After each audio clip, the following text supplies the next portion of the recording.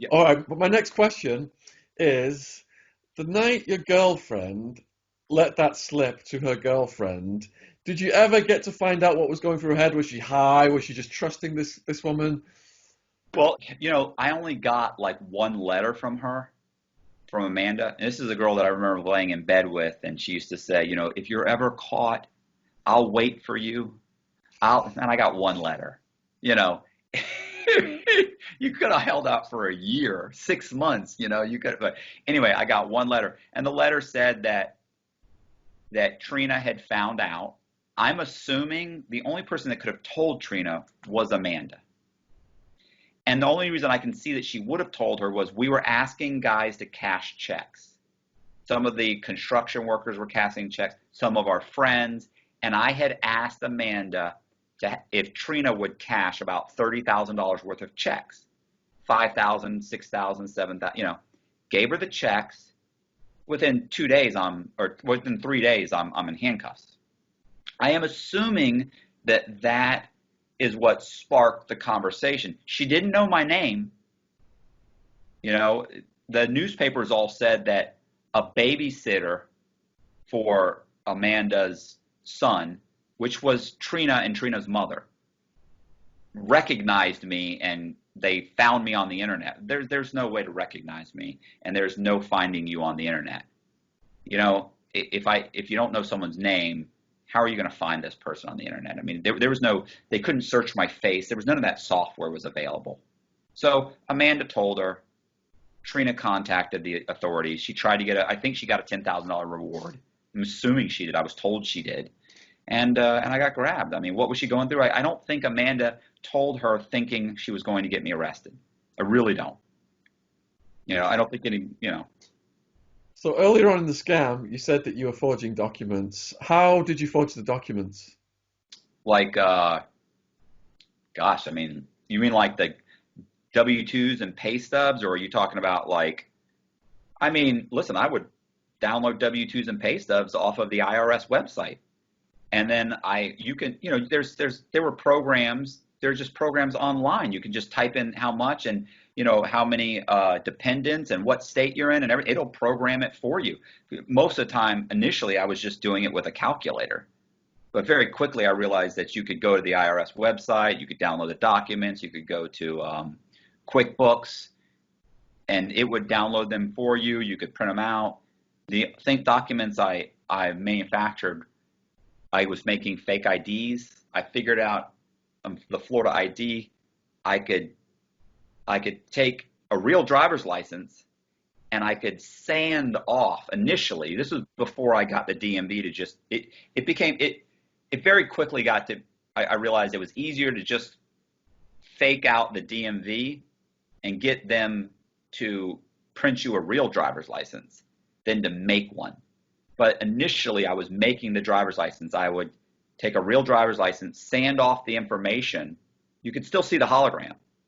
And then I would take a piece of transparency and print the new information in reverse. And then I'd lay it over it and glue it on and cut off the excess. And then I'd beat it up a little bit. And then I had a driver's license. Now, it's not going to pass muster with a cop, but it'll fool a lawyer. It'll fool somebody at the bank. I've cashed checks with them and everything. So that I got Social Security to issue Social Security numbers to children that didn't exist. For instance, the Social Security numbers, obviously they're all linked to somebody. So if I use your Social and try and use your Social as mine, a fraud alert pops up. So they know. So I need a Social Security number that's been issued has never been linked to anybody. So what I did was I made a bunch of phone calls to Social Security and I gave them a bunch of scenarios. You call up once and you say, hey, I'm 37 years old and I've never had a Social Security number. And they go, that's not possible. They go, do you have a driver's license? You ever been in school? You ever have a bank account? You hang up. And you call back and you say, hey, my child was born and never had a Social Security number. He's 5. And they go, great. Bring him in so we can see him and bring us your information and we'll order him a social. I don't have child to bring in. So you hang up the phone. And you call back and you go, hey, I can't bring my son in. He's in another country with my wife right now, but I need the soch. What else can I do other than bring him in? They go, well, how old is he? And you go, oh, he's 2 years old. They go, oh, okay. I go, why? They go, well, if he was under 12 months old, you could bring in his shot record and his birth certificate. Really? Hang up the phone, call back. Hey, I've got a 10-month-old child. Never had a social security number issued to him. And they'd go, okay, we'll bring in the shot record and his birth certificate, and we'll check in the computer. And if it hasn't been issued, we'll get you one. I came in and said, hey, shot record, this. They look at it, they check the computer, and they go, oh, you're right. Okay, in 10 days you'll have one. And they order it. So, I mean, Wow. now I've got this soch, and then I go, and the credit bureau doesn't know. They know it's been recently issued, but they don't know the date of birth. It's just a computer system. So I make up a date of birth for somebody who's in their 30s. I order 3 secured credit cards. They report on the bureau. They report the date of birth. And now I've got a credit profile for a 35-year-old who's got 3 secured credit cards, and in 6 months he's got 750 credit scores.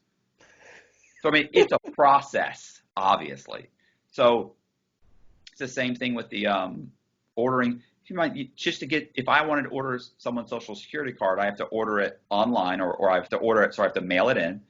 Well, one of the things they ask for is they want a copy of your driver's license. Well, I don't have a guy's driver's license. I could make one, but what if they check? So then it's like driver's license, then it's like school ID, military, your passport, military ID, or your employment ID. Well, every employer has a different ID card. So I manufacture an employer ID with this guy's information. I mail it off, and sure enough, Social Security would mail it back to me with the new Social Security number. I mean, you slowly start to figure out all these things. And the thing is, like, you could get a lot of real documents. Like, I could register to vote. You can register to vote in the name of Mickey Mouse, and they're going to send you the government's going to send you a little ID that says, a little card that says voter's registration card, Mickey Mouse. So I would order those. I would start ordering. That way I always had what's called, pocket lint. You always have lots of documents on you in the name of the person that you are.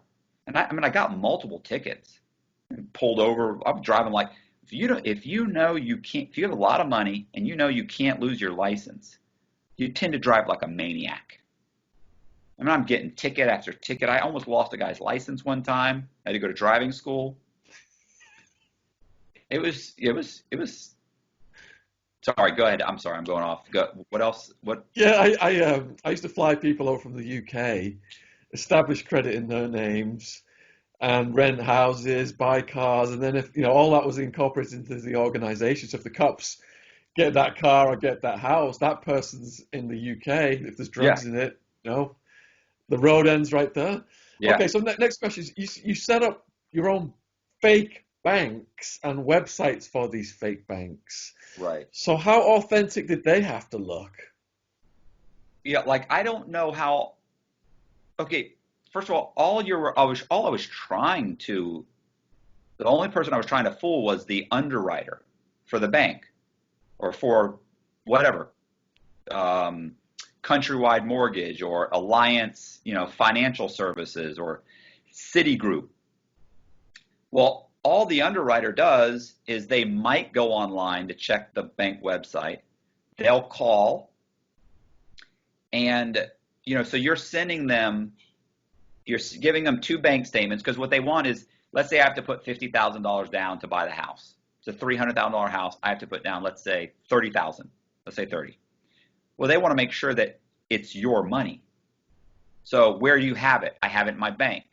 Okay, well, we want to make sure that it's your money, so it needs to have been what's called seasoned. It needs to have been there a while.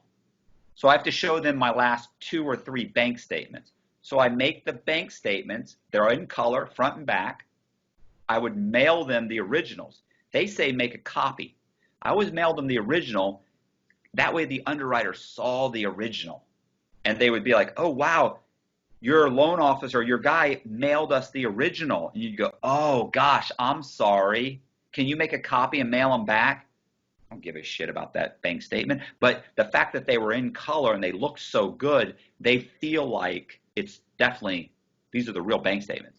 Then they would call the bank. If they decided we're going to call to verify, they'd call the bank. Well, I always made it a small bank, like Bank of Ybor. It's a small local bank. It's not really a bank. There's no Bank of Ybor. Or I'd make it Southern Exchange Bank of Clarksville. We've got 3 locations. And you'd call and it'd go to a voicemail. We're experiencing high caller volume. Please leave your name, number, and your account number, and someone will get back with you. They'd leave it. I'd check the voicemail, and I'd call back, or a girlfriend would call back and say, hey, this is Carolyn with, Bank of Ybor. Can I help you? Yeah, I'm calling to verify Shaun Attwood's the balance in his account. Sure, hold on a second. Let me pull up his account. What's his number? They pulled it up and they'd say, okay, what number do you have? I can't tell you what the number is, but what number do you have? Oh, 96,500. Yep, that's what it is. Okay, thank you. Now the underwriter stamps verified. Everything she can check, I can cover. And then, of course, I show up with the check for $30,000 with a cashier's check. So I'm good. I mean, the loan closes. It looks good.